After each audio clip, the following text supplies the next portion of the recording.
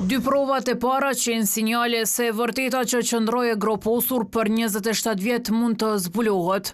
Mes rrugëve vështirë të kalueshme thellë në malet e fshatit Kalludër e vogël të Zubin-Potokut, e marta 28 korrikut vulosi dyshimet për një varrezë masive.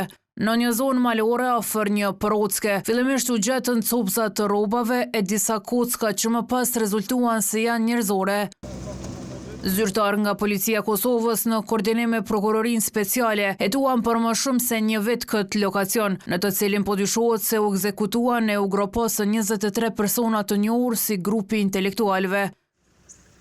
Zona u sigurua e ardhja antropologëve të mjekësisë ligjore dhe Uleksit ishte sinjali që punimet po fillojnë. Për më shumë se 5 orë s'pati më asnjë informacion, por pas dite kur gërmimet u ndërprejnë, mjeku ligjor konfirmoi se mbetjet janë me interes dhe tregoi se dyshohet se i përkasin luftës së fundit. Punimet vazhduan deri në ditën e 6 kur pa kilometra nga këtu në Jabuk u ngritën dyshime të reja për një tjetër varrezë masive. Tereni pothuajse ishte i njëjtë, rrugë pashtruare mes maleve. Nga një grop qereqi u nxorën 4 mbetje mortore dhe një batanie, të cilat edhe u dërguan për analiza. Vetëse ndryshe nga Kalludra, ku gërmimet po vazhdojnë edhe në ditën e 9 në Jabuk, puna përfundoi për 24 orë.